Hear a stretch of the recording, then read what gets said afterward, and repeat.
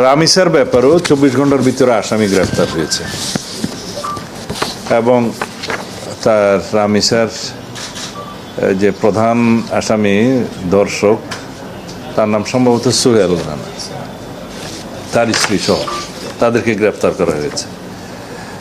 164 statement দিয়েছে, জবানবন্দি দিয়েছে মূল আসামি। আমরা এইটুকু এসিউরেন্স দিতে পারি, আমাদের পক্ষ থেকে সংক্ষিপ্ত সময়ের ভিতরে সুষ্ঠু তদন্ত করে চার্জশিট দাখিল করা হবে। বিচারের দায়িত্ব আদালতের। বিচারহীনতার যে বিষয়টা সবাই সবসময় বলে থাকে, এটা সর্বক্ষেত্রে সঠিক নয়। কিছু কিছু ক্ষেত্রে বিচার বিলম্বিত হয়, সেই জন্য মানুষ মনে করে হয়তো বিচার পাবে না।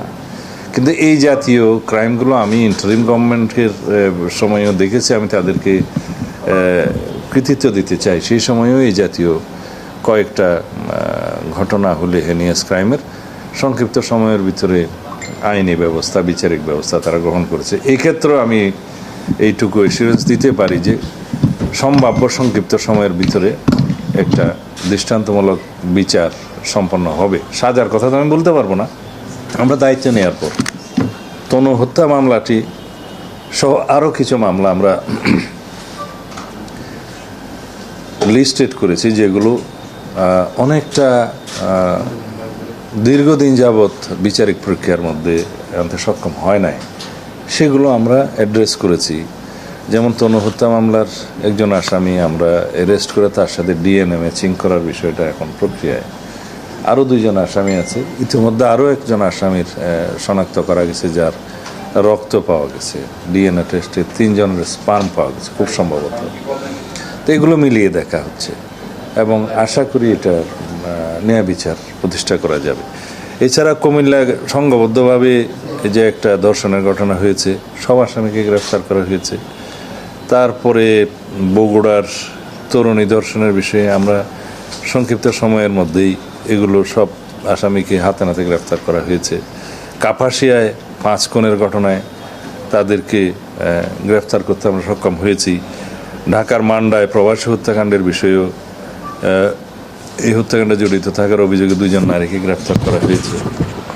এছাড়া বিভিন্ন সময়ে আমাদের যে অভিযান, চিরুনি অভিযান, সেটা ডিএমপির এখানে ঢাকা মেট্রোপলিটন পুলিশে মিরপুরে, তারপর অস্ত্র মাদক উদ্ধার অভিযান মোহাম্মদপুর শেরেবাংলা নগরে, তারপরে আমাদের মে মাসের প্রথম সপ্তাহে ঢাকার মোহাম্মদপুর শেরেবাংলা নগর আদাবর এলাকায় যে ব্লক রিট চলছে, সেটা আমরা এখানে সফলতা অর্জন করেছি।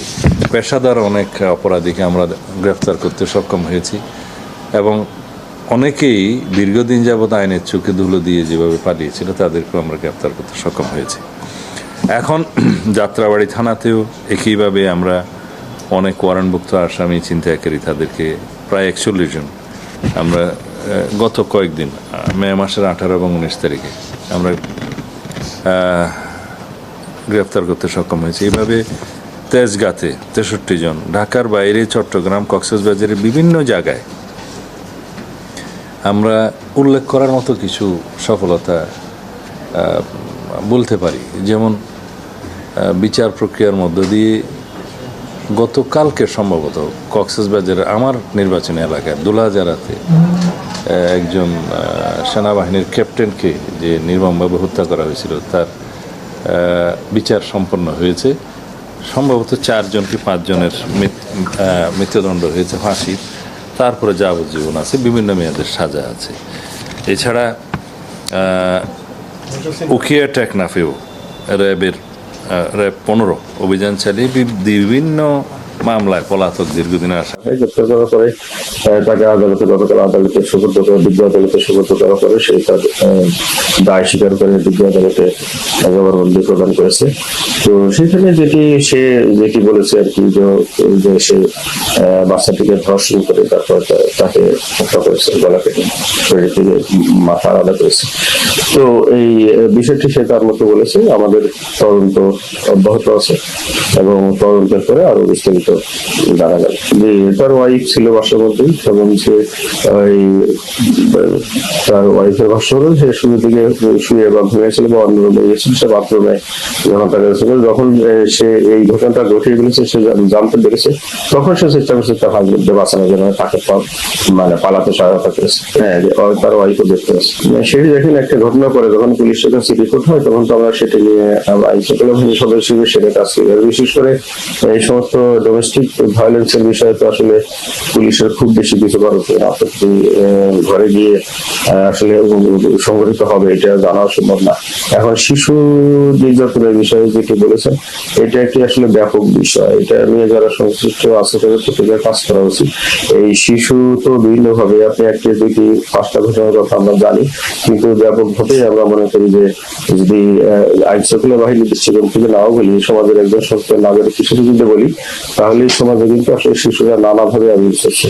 আপনি দেখেন শিশুরা সবচেয়ে বেশি যে মানে নির্যাতনের শিকার হচ্ছে বেশ কয়েকটি খাত যদি আপনি ধরেন, যে আমাদের এই যে গৃহকর্মী হিসেবে নিয়োজিত আছে তারা কিন্তু নানাভাবে ছোটখাটো অপরাধে, ছোটখাটো ভুলভ্রান্তিতে মানে তারা কিন্তু নানা আক্রমণের শিকার হয় বা মারধরের শিকার হয়।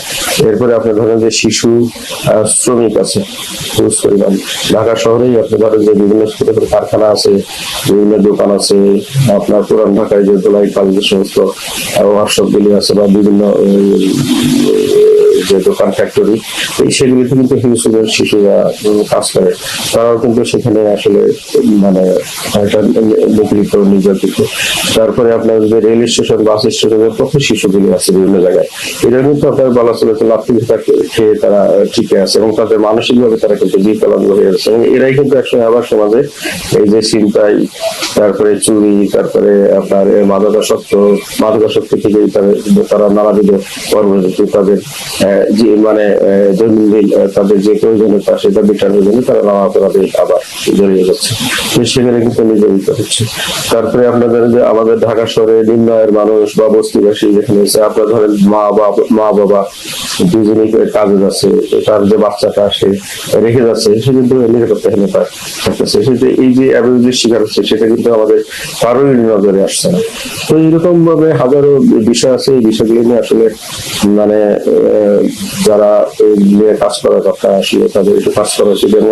একটার সাথে আর একটা লিঙ্ক, আপনার মনে করেন যে এই যে আপনি বলবেন যে শিশু শ্রমে মানুষ নিয়োজিত হচ্ছে, মানুষ গৃহকর্মী দিচ্ছে, সে তার বাবা মা হয়তো পারিবারিক একটা অভাবের থেকে তারা আবার করছে এবং তাদের এই অভাব মেটানোর জন্য প্রয়োজনীয় ব্যবস্থা নেওয়া প্রয়োজন। তো আবার শুধু তাই না, আবার দেখেন যে শিক্ষা প্রতিষ্ঠানগুলিতেও কিন্তু সহায়তা হচ্ছে, সেটা মাদ্রাসা বলেন বা স্কুল বলেন, ইভেন কিন্ডারগার্টেন, ঢাকা শহরের মতো কিন্ডারগার্টেনে কিন্তু কোনো কোনো শিক্ষিকারা নানাভাবে বসেছে। এইটা তো একটা বিষয় আছে।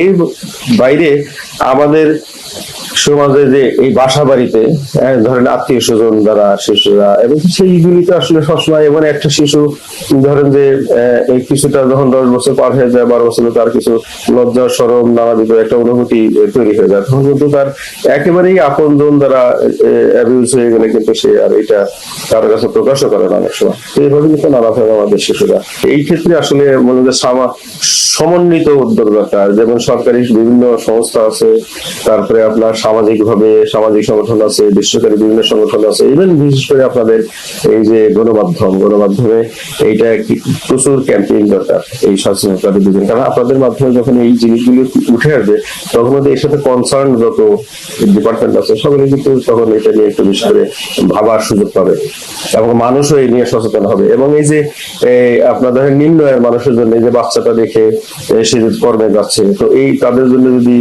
মনে করেন যে বিনামূল্যে ডে কেয়ারের ব্যবস্থা করা যায়, তাহলে সেটাও তো এখন সরকারের সামর্থ্যের বিষয় আছে, সেটা অনেক প্রয়োজনীয় জিনিসই আমরা হয়তো আমাদের দেশে করা সম্ভব হয় না। এইগুলি ভাবার মানে সময় এসেছে। প্রতিটা ব্যক্তিকেই শিশুর প্রতি সংবেদনশীল হতে হবে, প্রত্যেকটা ব্যক্তিকেই শিশুর প্রতি সংবেদনশীল হতে হবে এবং প্রত্যেকটা শিশুকে তার নিজের বাচ্চা মনে করে সেই ফিলিংসটা যদি তার ভিতরে আসে, তবে হয়তো শিশুরা এই মানে